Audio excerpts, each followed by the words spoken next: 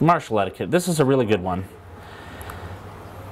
So we're going into an area, this is not rules, this is not codified anywhere, which is why teaching this is a really important thing. And etiquette is, it's a really big part of our job. You know, in a lot of ways we have to deal with a lot of big personalities and a very important situation. Crowns, for example, interkingdom wars even, really bring up a need to have a really good code of ethics as you move forward as a marshal. You are a representative of the king. Should read sovereign for the more politically correct approach to that title. You are, as it says here, one of the premier descriptions of the marshal is he or she is the representative of the king or the crown on the field.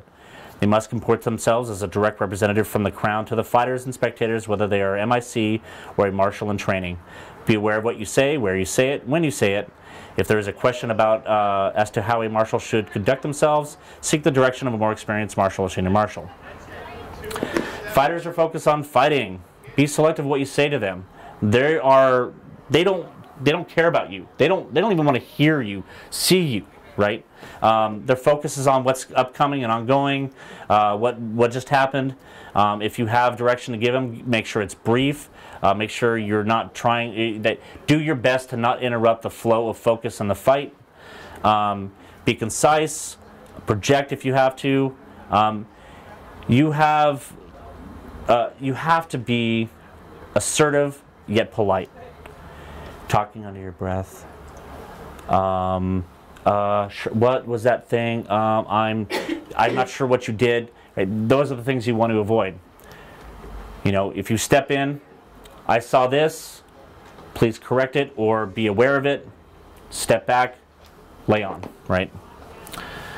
Be aware of your physical position when the fighters are making their salutes. Do not stand in line of their vision when doing so. One of my biggest pet peeves are when, in the course of a single combat fight, usually at a crown or coronet, any royal tournament, the litany of salutes goes, salute the crown, salute the coronet, salute your consort, and then salute your opponent. Now, for the most part, marshals are pretty good about staying out of the way of saluting the crown and the consort. The thing that I dislike the most, or not the most, but which happens the most that I dislike, is when they're instructed to salute each other, there's the marshal standing with their sticks crossed right in front of their field of view. Don't do that. Stand aside till all of the salutes are done.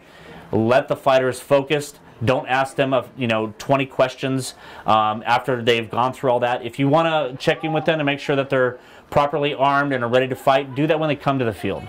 But once their names are announced, once the salutes have happened, get out of the way. Stop talking to them unless it's a direction of rules or conventions or safety. Active marshalling is not determinate marshalling. In the West, we tend to let fighters fight. Marshals must be ready to speak up when the rules are broken or safety is threatened. No marshal should ever call a fighter dead. So I may be active in stepping forward and say, say a killing blow has been delivered. And I thought I saw that shot land flat, not on the marked edge of the sword. I will go up to the fighter who delivered the blow and said, you know what, it looked to me as if your shot landed flat on what was taken as a killing blow. That's it. That's all I do. I'm done with that interaction over that point. It is then up to that fighter to decide to speak to his opponent who took his good blow and determine whether or not they're going to continue to fight because that shot was, he felt that shot was flat. It's not my job to tell him what to do. It's my job to inform him of my observations, which is why I mentioned being observant as one of the three main things a marshal's doing. Maintaining safety, enforcing the rules, being observant, and then the fourth thing was stay out of the way. Let's see here. Once you have expressed your observations, as I said, you're done unless they solicit more. Right? Did it hit in the back of the helm? Did it hit on the side of the helm? Did it hit in the eyes? Did it hit on the crown? If it hit the shield, did it glance off? Did it hit flat on? Right? That sort of thing. Once again, you can provide your observations. You can volunteer the ones that you feel are salient to the situation. You can continue to provide those observations if questioned and ask for more clarification.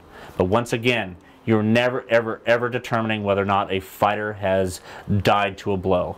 The exception to determining a fighter being dead is the helmet rule. That's why I use the... Although they're forfeiting. Yes. You're telling them they forfeited without, you're not telling them they're dead. That is true. Once they have asked, though, they have admitted to themselves that they are not sure.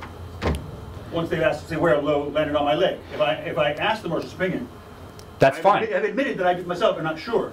And then the marshal says one thing and I decide to do the other. That's still in your purview. Yes, and that's a problem. Yes, but it's my trick, the trick about the sword chesting. The which? All right, you have two fellows fighting, and it's down in the trenches on their knees because somebody's not taking blows, and there's a break. I go to the guy who's raining blows down on the other fella, and I test his sword for everybody to see, and go, nope, that's not the problem. And then the guy goes, fidget. It's the most overt maneuver I've ever come up with for that. What Norham is talking about here is a scenario by which you can very subtly point out the poor view that you're getting of the opponent receiving the blows. It is not our job to tell him he's not taking blows, but you can in this situation. A mushy sword can be a viable excuse. Absolutely, absolutely. There's another thing you can do too in those situations is check armor failures of some sort. A very good example of this. I actually myself was fighting a fighter in a cornet tournament, and I had the opponent on their knees, and I was striking them repeatedly in the body. And I thought they were pretty good shots, and I was actually getting very frustrated by it. The fight had concluded, and after the fact, my father actually went up to the fighter, and he thought it was odd. He wasn't going up to confront him. He thought the situation was odd. Something must have been wrong. And that was exactly what had happened. Is the fighter's breastplate normally sits inside of the side plates, and it slipped out. And so he had like basically a piece of his back plate sticking out from his body. And every time I was striking the opponent, striking him in the body, his back plate was shifting, but he wasn't getting any impact on his body itself, right? This would have been a great thing for the marshal to actually go up and take a look at in the context of the fight. On a slightly different note, and something that is actually happening quite frequently right now in the West Kingdom, we get tournaments, especially at the principality level, sometimes at the kingdom level, where there's weird weapons forms. Mm-hmm. We practice a lot of sword and board in the West. We don't practice a lot of axe, mace, whatnot. I was at a tournament where individuals who were not familiar with using greatswords were smacking the crap out of each other with the flat. They had no idea. They had not practiced enough. This is an awkward situation. This is where we can help the crown, help the principality, help everybody by jumping in and going, that was flat. And just a quick little throw in, especially if we see things very clearly, lest the sovereign who's there get really, really, really hot under the collar. So it is a place where we can jump in and help in these situations of strange weapon form tournaments. Similarly, axes. Axes actually bring up a lot of issues, and a most commonly misinterpreted shot is just the basic overhand chop, where the fighter blocks the haft of the axe, but the axe head still comes over and hits the head. It's very common for a fighter's quickly moving brain to register that I've blocked that shot. That's not a good. That shot couldn't have been good. It's not a bad idea in the context of a fight.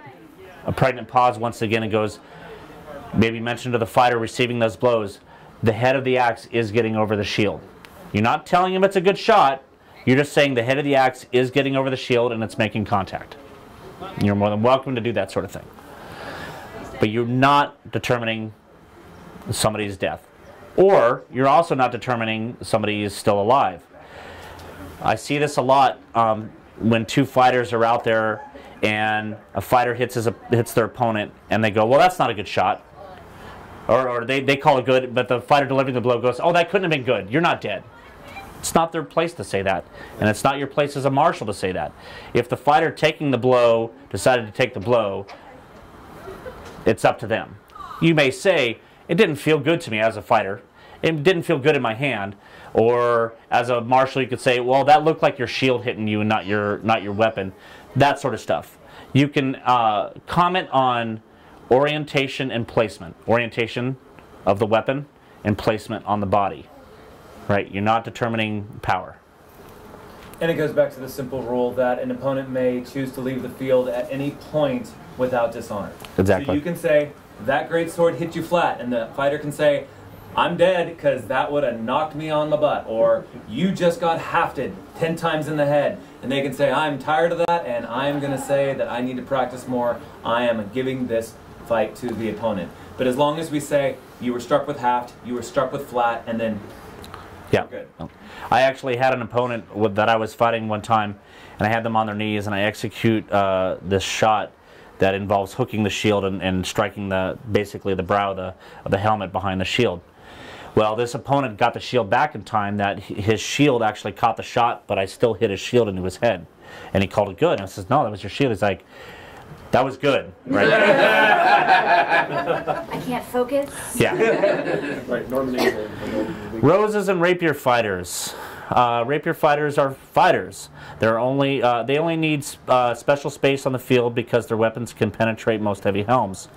Contract and expand the rapier field as the fighter demands sees fit. If alone or outnumbered, focus on heavy fighters. They are more likely to run into rapier fighters, marshals, etc. All roses fighters should have space to fight in their for the inspiration. For those of you not aware of what we're talking about, frequently at royal tournaments, once the field of fighters in the tournament has narrowed down to a certain number, the number of fields then reduces, allowing space on the larger field to have a challenge field. And a tradition we started, God, forever ago now, was those fighting on the challenge field can fight their opponent for a rose, meaning the one who was defeated then solicits a rose from the sovereign's consort to then deliver to their opponent's lady or consort. And what we're saying here is that these basically turn into what look like large fighter practice. A bunch of fighters milling about and then occasionally engaging in combat in a defined large area. There's not small fields that they're fighting in. Well, this is true of both heavy and rapier fighting. And as it says here, the reason why we keep them separate is because there's different armor requirements and there's different weapons being used, and they don't mix very well. Rapier armor is not very good about defending against rattan weapons. Heavy fighters' armor is not very good about defending against the very small point coming through. So that's why we keep them as separate as we can. And as it says here, there's a lot less movement in rapier fighting, and there's a little bit more spatial awareness with rapier fighting because simply you're not wearing as much gear typically. So if you are outnumbered and you have to focus on one in a situation where there's the two things going on, focus on the heavy fighting, but that is not to say that you should ignore completely what's going on in the rapier fighting.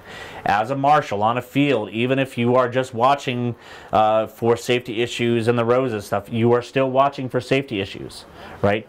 A weapon breaks or a piece of armor comes off. It doesn't matter if it's heavy or rapier. We require these things for a reason. You're keeping an eye on this. You're not just sitting there glazing over, making sure people don't run out of the ring. Okay? Martial accoutrement. If you can, bring your own 6-foot or longer martial staff. Bring a copy of the rules. If marshaling a war, bring a pair of safety glasses. And bring a in appearance mug or glass for liquids. All right.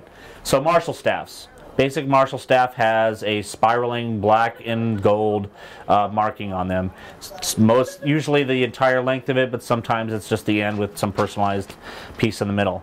The kingdom and the principality both have a supply of them to offer up to marshals who are helping marshal a tournament or a war. However, they're usually in limited supply, and if this is something that you plan to do on a regular basis, it's a very good idea to have your own martial staff, and it's kind of cool, especially if you get your device on there and stuff. As I mentioned earlier, having a copy of the rules is your best friend. Some guy comes out there and his helmet padding's not right. I did a really thorough helmet inspection a few crowns ago, and let me tell you, I had all manner of consternation. No matter how much I tried to warn people, and no matter how many times I cited the rules, having those rules next to me, despite who I was as far as being Earl Marshal, was my best defense. And marshaling wars, you are in the line of fire, especially when it comes to having missile combat on the field. For the most part, missile weapons aren't going to hurt you if they hit you, except for they hit you in a couple of really tender areas, the groin being one of them, and the eyes being another. I'll let you do as you will with groin protection, but the easiest thing to use to protect yourself in a war scenario are safety goggles. Once again, the Kingdom does have a supply of these, but they're kind of crappy. They're not always at the wars that you're going to be at. So go down to Lowe's, get yourself a set of safety goggles. And if you wear glasses, they don't always fit over your glasses. Yep, that is true. And if you have shatterproof glasses, that's great. If you wear prescriptions, but if you don't have shatterproof glasses, you're actually at more of a risk. So if you can't marshal without your prescriptions, get shatterproof prescriptions. If you can marshal without them and you don't have shatterproof prescriptions, take them off to throw on your safety goggles, or get the type of safety goggles that can fit over your glasses. Question. Yes, sir. Does it have to be those set colors for your marshalling stave? It has to have black and gold on it. You can put other stuff in it as well, but it has to have, at least for a good portion of it, because it's the way that we're recognized from afar. So I'll have to retake mine. Fair enough. Because I was red and gray. Added this.